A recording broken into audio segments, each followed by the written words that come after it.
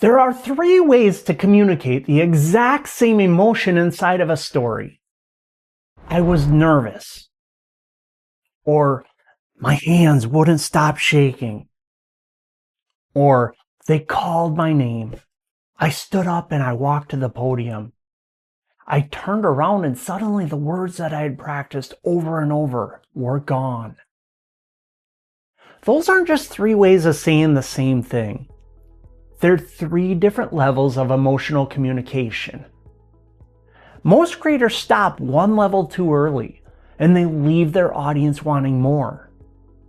In this video, we'll explore those three levels, and by the end, you'll understand the reason to push for that third level in your own videos.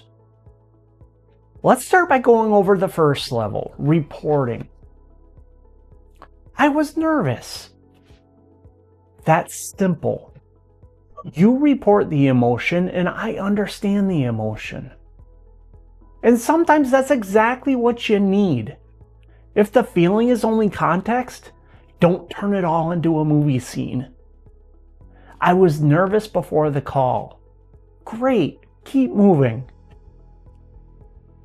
But when the moment matters, when this is the failure, the breakthrough, the decision, or the realization that gives the story meaning, reporting gives me information about the feeling without actually making me feel anything. So creators usually move to level 2, demonstrate. I refer to this as show, don't tell. I was nervous becomes my hands just wouldn't stop shaking. Now I have evidence. Instead of I was frustrated with the video, you might say I rewrote the opening 6 times and liked every single version less than the one before. Now I can see the frustration doing something. This is why show, don't tell can be useful advice. But here's the problem. Demonstration can still feel fake. If every nervous person has shaking hands, if every scared person has a pounding heart, every angry person clenches their jaw, and every sad person fights back tears, you haven't made the emotion more believable. You just replaced an emotional label with an emotional cliche. The reaction still has to fit the person and the situation. Someone who gets bad news, they might cry. Someone else might read the same sentence 4 times because their brain refuses to accept what it means. The question isn't, what does sadness look like? The question is, what would this person actually do here? And once you start asking that question, you're getting closer to level 3, experience.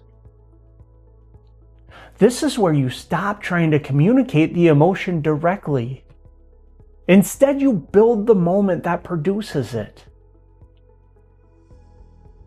They called my name.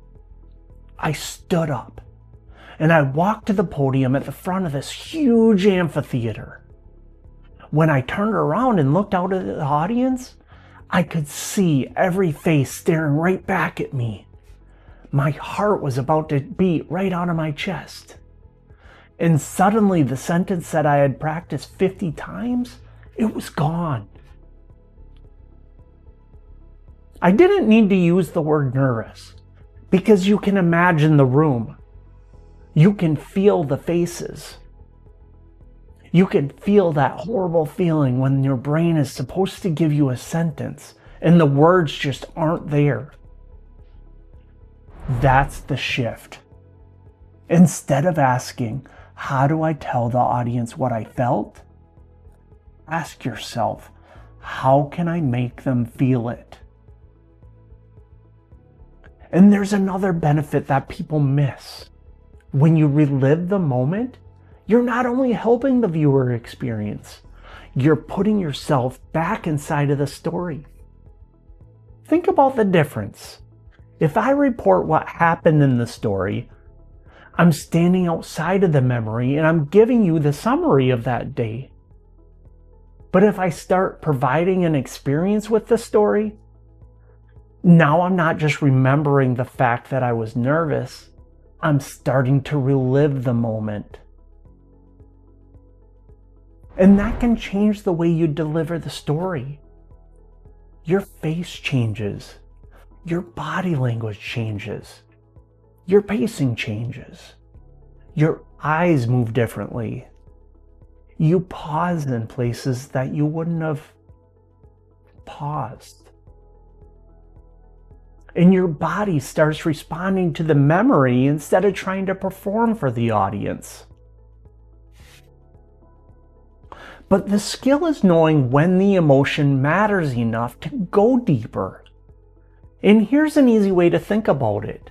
If the emotion is only context, report it. Keep moving.